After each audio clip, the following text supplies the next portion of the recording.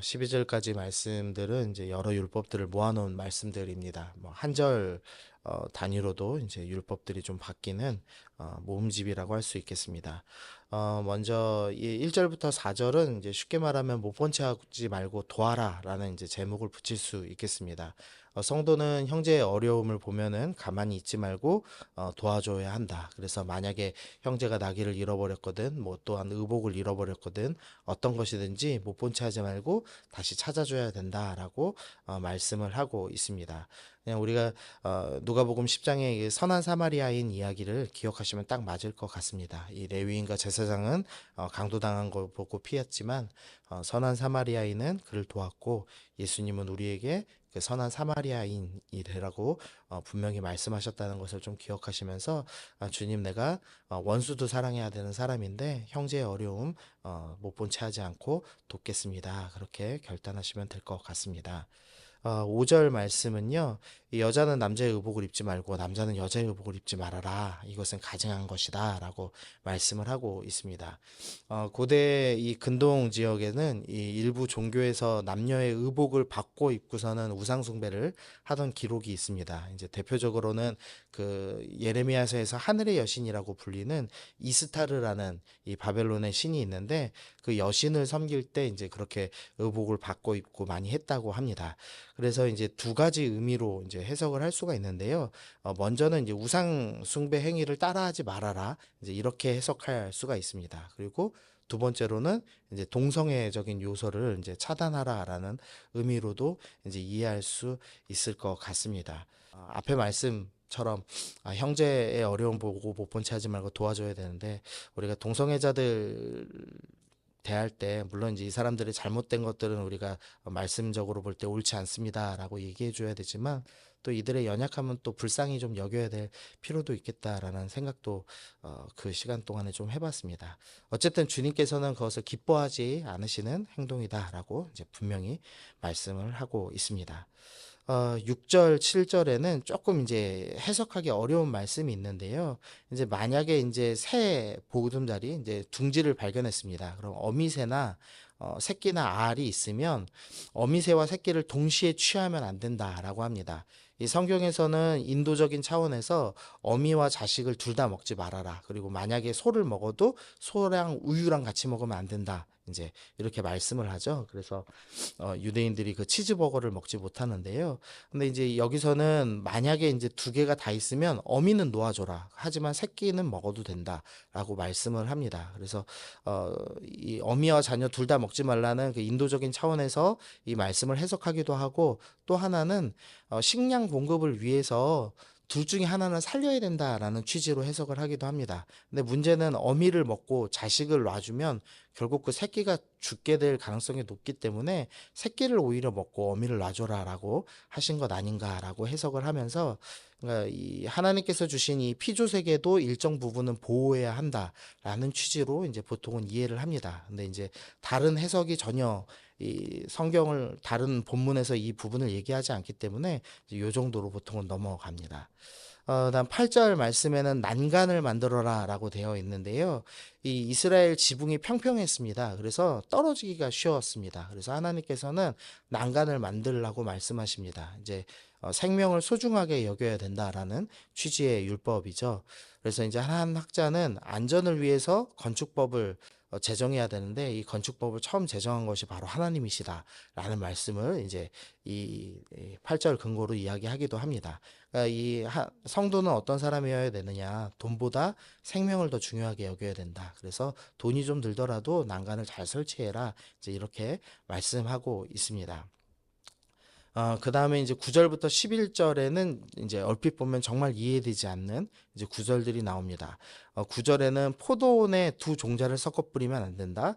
10절은 소와 나귀를 이 한 멍에 이제 한 그 결의에다가 이제 끼어가지고 밭 갈게 하는 그거에 소와 나귀도 같이 갈게 하면 안 된다. 그리고 양털과 배실을 섞어서 짜면 안 된다. 이제 이렇게 말씀이 돼 있습니다. 사실 포도원에 두 종자를 뿌리는 것이 더 유익하다고 합니다. 왜냐하면 실제 농사에서 한 농작물만 심으면은 이 특정 영양분이 다 소실되는데, 두 종자를 섞어서 뿌리면은 두 종자 모두 영양 상태가 이 큰 무리가 없어진다고 합니다. 그리고 만약에 병충해가 생겨도 뭐 포도는 다 먹더라도 뭐 옆에 있는 다른 과일은 안 먹기 때문에 이 병충해에도 강해서 두 종류 이상 심는 것이 더 유익하다라고 합니다. 또 11절에 이 양털과 배실 섞어 짜는 것인데, 사실 저희가 이미 입고 있는 대부분의 옷들이 이렇게 여러 가지 섞어 짠 옷이죠. 그래서 섞어 짰을 때 유익이 분명히 있습니다. 그런데 하나님께서 이것을 섞지 말라고 하시는 겁니다. 그러니까 이 세 가지 말씀은 어떻게 이해해야 되냐면, 하나님께서 나는 섞는 게 정말 싫다라고 지금 말씀하고 계시는 것으로 해석하는 게 가장 좋습니다. 나는 섞는 게 얼마나 싫냐면, 나는 식물도 두 종자 섞어 심는 거 싫고, 나는 동물도 다른 종류 같이 붙여 놓는 거 싫고, 나는 심지어는 의복 종류도 실 다른 거 섞어 쓰는 것도 싫다라고, 그 정도로 너희는 섞이면 안 된다라고 지금 말씀하고 계시는 것이죠.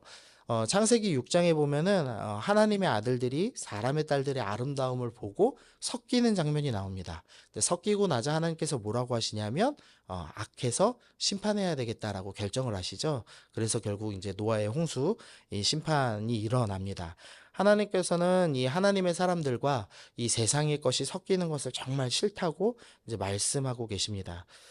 고린도전서 6장 제가 좀 읽어드리면은요, 6장 14절에 너희는 믿지 않는 자와 멍에를 함께 매지 말라.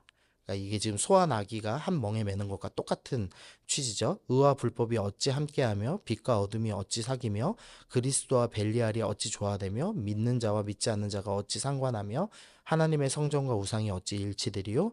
우리는 살아계신 하나님의 성전이라. 이와 같이 하나님께서 이르시되 내가 그들 가운데 거하며 두루 행하여 나는 그들의 하나님이 되고 그들은 나의 백성이 되리라. 이제 사도 바울 선생님이 해석을 하시면서 야 너네는 세상과 섞이면 안 된다. 이제 지금 이렇게 지금 해석을 하고 있는 겁니다. 근데 이제 이 섞이지 말라는 말씀을 이 세상 사람하고 뭐 같이 있으면 안 된다. 이제 이렇게 해석하면 곤란합니다. 이 사도 바울이 선생님이 분명히 말씀하시지만 너희가 만약에 세상 것을 다 피한다면 세상 밖을 떠나야 될 것이다. 이제 이렇게 말씀하셨죠. 그래서 이 세상에 있는 아름다움을 쫓아 사는 삶, 그것을 이제 섞이는 것이라고 생각하시면 쉬울 것 같습니다. 그러니까 하나님의 백성들이 권력 잡는 것이 제일 좋지, 그게 영광 돌리는 거지, 돈 많이 버는 게 제일 좋은 거지, 이런 식으로 우리가 추구하는 하나님과 함께하고 하나님께 영광 돌리는 것에 최고의 가치를 두는 것이 아니라 세상 것에 가치를 두면서 사는 삶, 세상의 아름다움을 보고 섞이고 싶어 하는 그런 삶을 하나님께서는 너무 싫어서 나는 섞이는 게 정말 싫다라고 지금 말씀하고 계신다라고 해석을 할 수가 있겠습니다. 그런 의미에서 이제 12절을 보시면은요, 너희는 너희가 입는 겉옷에 내 귀에 술을 만들지니라. 이 겉옷에다가 이렇게 길게 늘어뜨리는 이제 술을 답니다. 이렇게 뭐라고 표현하죠? 붓처럼 생긴 이걸 답니다. 근데 거기에 그것을 여기에는 이제 술만 달아라라고 돼 있는데 이제 다른 말씀에는 청색으로 염색해라라고 돼 있습니다. 이 청색은 이제 보통 왕족들이 쓰는 색입니다. 예, 이 이스라엘과 레바논 연안에 무슨 달팽이가 채취되는데 1만 2천 마리를 잡아야지 1.4g이 추출되는 물감이라고 합니다. 어마어마하게 이제 비싼 수준의 물감이죠. 근데 이제 그래서 왕족들만 쓰는 청색인데 이 너희가 이 옷에다가 술을 달고 청색을 염색하라고 하십니다. 하나님께서 너희는 하나님의 백성임을 기억하기 위해서 여기다가 청색을 달아라라고 지금 하시는 거죠. 그럼 이 청색은 보통 왕족이나 그리고 성막에서도 가장 귀한 것을 칠하는 색입니다. 이제 보통은 이제 하나님이 계신 지성소에 관련된 그런 색으로 사용을 합니다. 그리고 대제사장 입는 의복에 이제 보통 사용이 됩니다. 그러니까 하나님께서 이 술을 통해서 말씀하시고 싶은 것은 너는 하나님의 백성이다. 그리고 너는 제사장 나라라고 하나님께서 출애굽기 19장에서 말씀하시는데 너희는 제사장적인 사명을 가진 사람이다. 그것을 분명하게 기억하기 위해서 너희는 옷에다가 이 청색으로 술을 달아서 나는 제사장적인 사명을 가진 하나님의 백성이지를 늘 기억해라 라고 말씀하시는 겁니다. 그러니까 9절부터 12절 말씀이 그런 의미에서 맥락이 이어지죠. 너희는 세상과 절대 섞이면 안 된다. 너희는 하나님의 백성이고 너희는 제사장 사명을 가진 하나님의 사람이다라고 지금 말씀을 하시고 계시는 겁니다. 그래서 오늘 말씀 적용하시면서 이제 함께 기도할 것은 우리가 하나님 백성답게 살아야 된다는 것입니다. 하나님 백성은 어떤 사람이냐?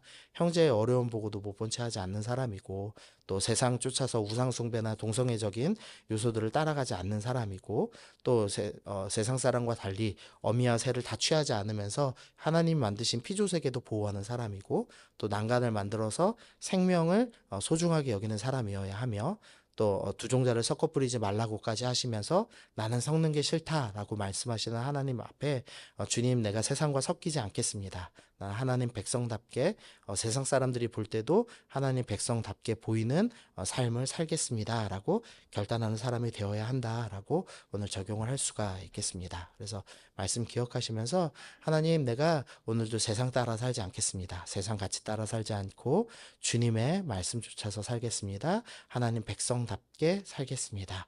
그렇게 결단하시면서 오늘도 나아가시면 좋겠습니다.